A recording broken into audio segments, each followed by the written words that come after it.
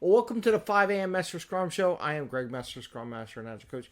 And here we have Gary Cohen today. This is part of our Thursday night interviews with some people that would bring interest in things. They're doing wild stuff out there in the world. And I wanted to bring Gary onto the show. He was nice enough to volunteer to do an interview with us. And Gary is a coach consultant who focuses on helping organizations find ways of working together to create better products, which I totally agree with on that one. Services and customer. And also, Gary is based here in local Philadelphia area, just outside. Lifelong Eagles, Phillies, Sixers, and Flyers fan. And now this interview isn't one of those classic dry, I'm not going to say dry, but interesting Scrum topics or Agile topics. This is about to know about Gary and what he's doing, what his business, and just a chance for us to get to know him better and for him to share some of the stuff that he's working on in the world. And with that, I want to introduce Gary. It's like we know you've done a lot of organizational change everywhere, and I see you everywhere because I've seen your email. Oh, by the way, I'll give you a plug on your email newsletters. Very good, lots of information there. I highly recommend signing up for his newsletter. It's very impressive. But I was hoping you could tell us a little bit about yourself, introduce what you do, some of your endeavors, and maybe something that's not on LinkedIn. Okay, yeah, sure. So, as you said, I'm from Philly and definitely not on LinkedIn. I'm a big sports fan. Um, Also big University of Michigan fan and lots of myself and lots of family who went there. Um, and here's a little unknown fact about me is that back in the early 90s, I actually had a chance to work with the National Football League on their scheduling system. Oh wow. So, Okay. so, so, but So we in can terms, blame you for the Eagles schedule. not anymore. Okay, just check. They've redone it several times, just like any good system, right? Yeah. Um, but that was a lot of fun. But anyway, yeah, I mean, my journey, like I definitely not a typical agile career path guy. I just happened to have learned agile practices and organizational design, product UX along the way as I was leading different teams, to create software products.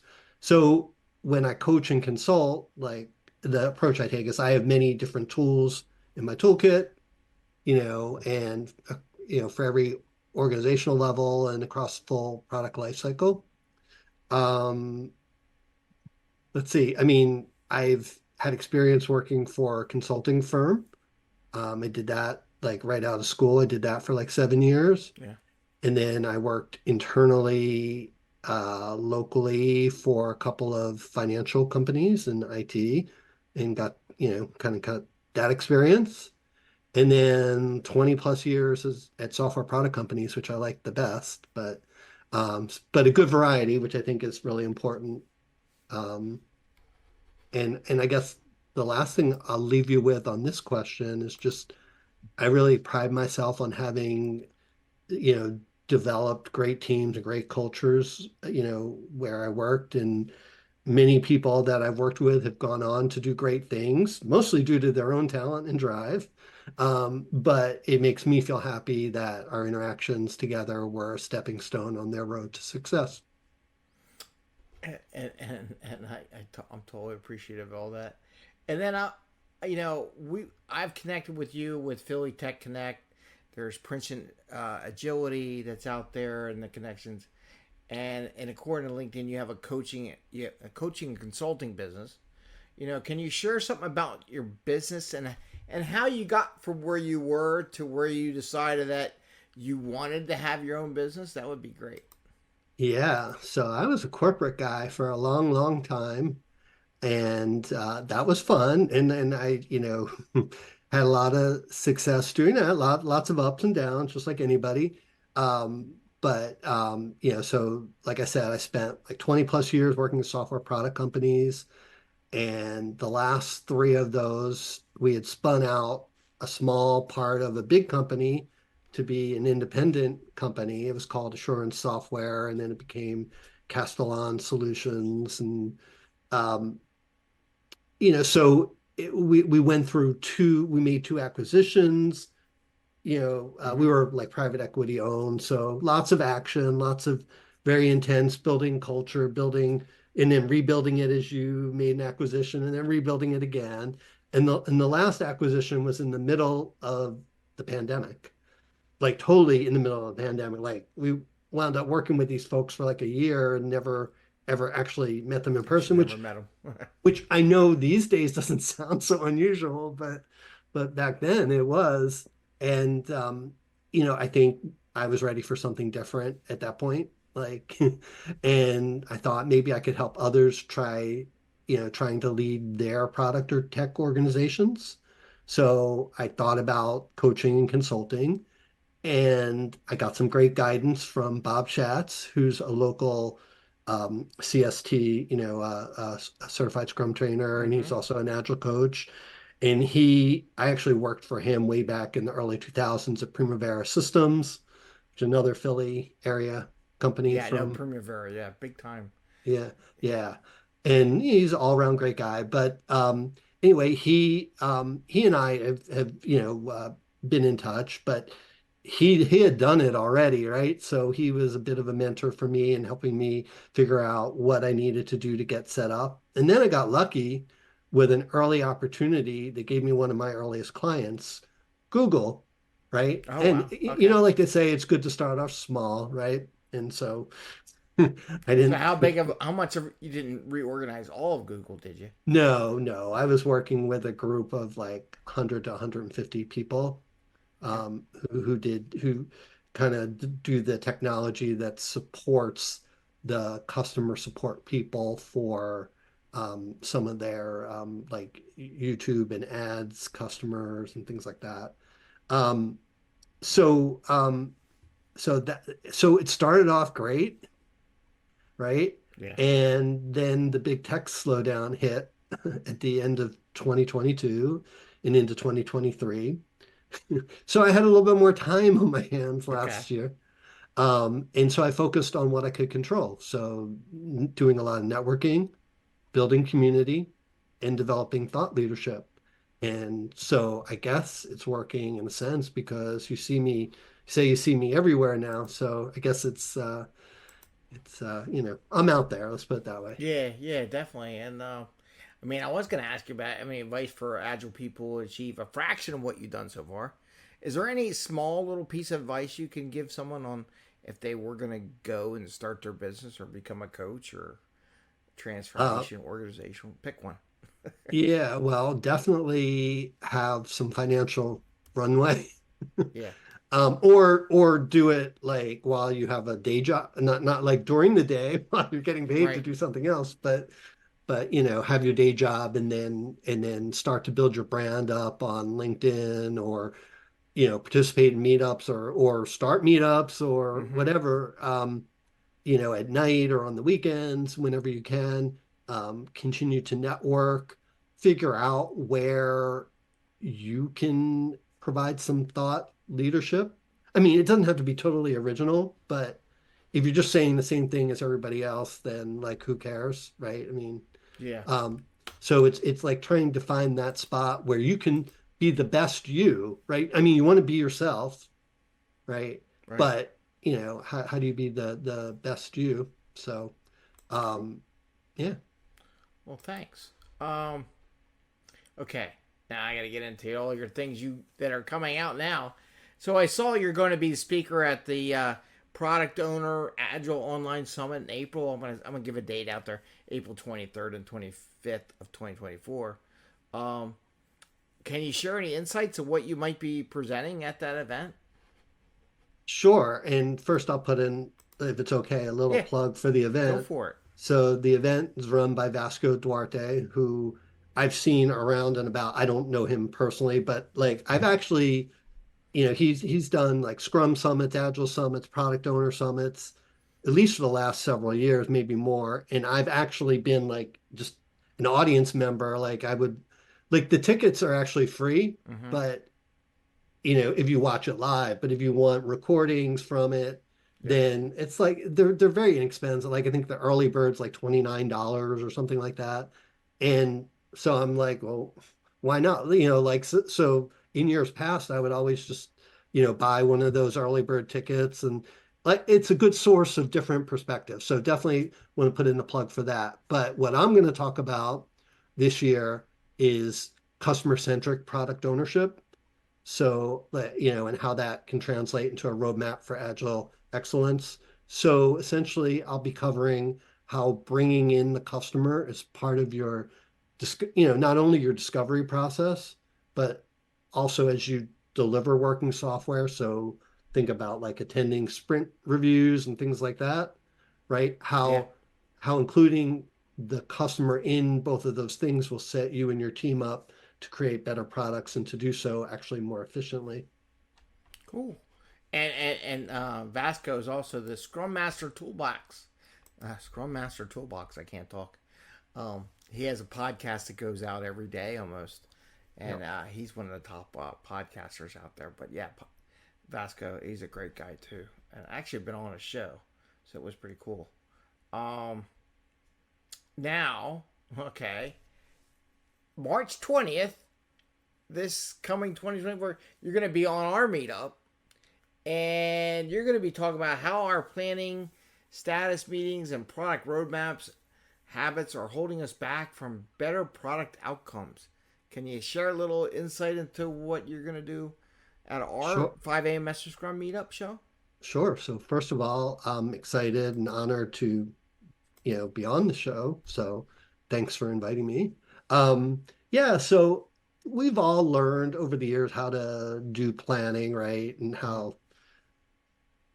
how to run our status meetings with green, yellow, red, right? And all that stuff. And we've all done roadmaps and kind of figured out the best ways to do them.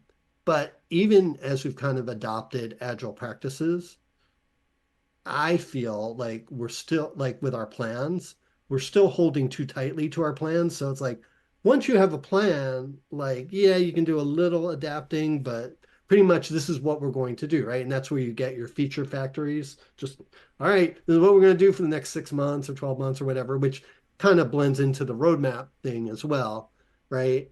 And that's not great, right? Like I think there's a better way to look at our plans and our roadmaps. Um, and then the status meetings is most of the status meetings I've ever been in, and it's just a piece of theater, right? Mostly a waste of time. Yeah, And so we can do better than that.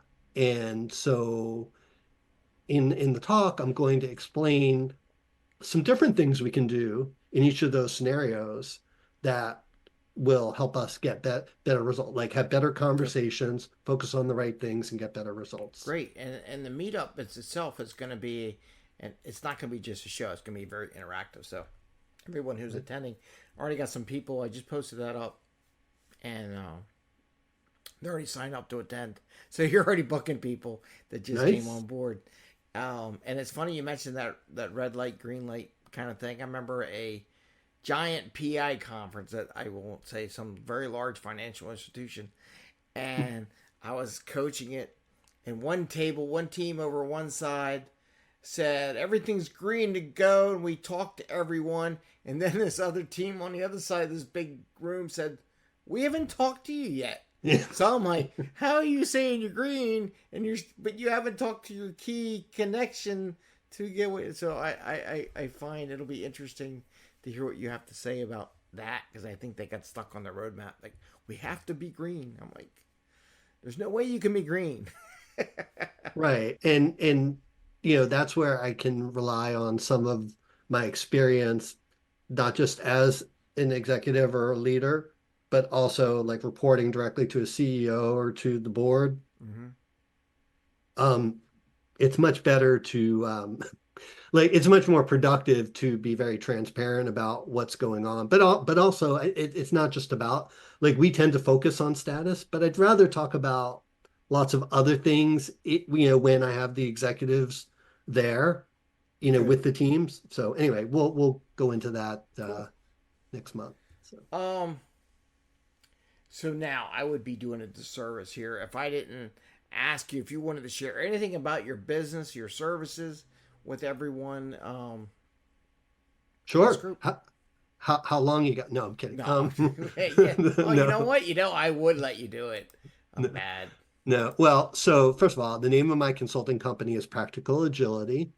Um, and I work with both individuals who want coaching and with companies who want to find better ways of working and to produce better customer and business outcomes with their software products. You know, no, no job's too small. So some of them are too long, but but you know, I do both short-term and long-term stuff and whatever, you know, provides value for the clients. As you've seen, I think I have lots of blogs out on my Practical Agility website, and then the newsletter, which you can get via LinkedIn. You can subscribe to it, and then it just comes into your email. But they both give a sense of kind of what I bring to the table and how I think. The actual website for my company is practical-agility.com. Um, and there you can even schedule a free introductory meeting. Or you can just reach out to me on LinkedIn. I'm pretty active there and be happy to interact with anybody, connect with anybody there. And then one last thing I wanted to say, which has nothing to do with my business, Okay, go for it. but another place you can interact with me is the Philadelphia area Agile Coaching Dojo meetup, which Oh, Greg, I that's think right. you've been Yeah, to. yeah. Yeah, yeah, Yeah, I've been yeah. to a couple. Yeah, yeah, yeah, yeah. Yeah, yeah. And so I co-founded that with Derek Schatz, who's Bob Schatz's son. Okay. Although a great guy in his own right, not just because he's Bob's son. Um, and Alessandra Wedrich has joined us as a co-organizer as well. And it's a free venue, so anybody can sign up on Meetup. And we try and provide a safe place for the group to practice their agile coaching skills through a dojo format with different scenarios. And I was inspired by Bob Galen's book, Extraordinarily Badass Agile Coaching, to create a place like that in the Philly area where we can all improve our skills at agile coaching. But it is actually virtual. So we have people from Philly and we Hmm. have people from the four corners of the world that join us. So And I'll um, say I enjoyed it. I did it a couple times. Highly recommend that group. yeah, Just get some so practice. There's other dojos or coaching groups, but it's so hard to get into them sometimes because they're so packed up. So this was really nice.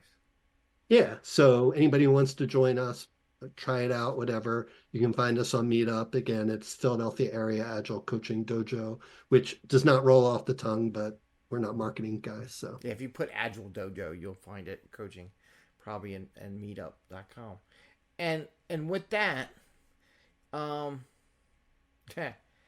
you do so much stuff. You're out there. You got all this energy, and people ask me, so what gives you all this energy to go out and do all this stuff? What drives you? If you don't mind sharing that, and how do you keep up with sure, all the stuff you sign up for? sure. I'm not sure about the energy part, although I try and get, you know, a good amount of sleep every night. That helps. But what drives me is helping others and having an impact on others. Um, and you know, certainly at this point in my career, that's even more important to me. Um, you know, I'm very mission oriented, so Mm-hmm. I like to know the why. What's the big picture outcome we want to achieve? And it was true when I worked in corporations. It's true when I work with clients. It's like my first question is like, well, what do you want to accomplish, right? And just I don't know. It's my curiosity. I like to learn new things, and so being around different people and sharing ideas and doing lots of reading and writing just kind of feeds into that. So Well, thanks a lot, and thanks for coming on the show, do an interview, and very big thank you for doing our meetup group. I think people are gonna enjoy hearing your ideas and your thoughts, and maybe do some practicing and ask you lots of questions about that. So, and Gary, I want to thank you. It's Gary Cohen. Remember, you can find him on LinkedIn. I'll put his links in this activity, and I want to thank you for doing this little interview. And you're more than welcome back. If you ever got some product yourself, you something you want to share on the show, feel free to give me a message or a holler. great. Appreciate that, Greg. And I'm looking forward to March 20th. Okay.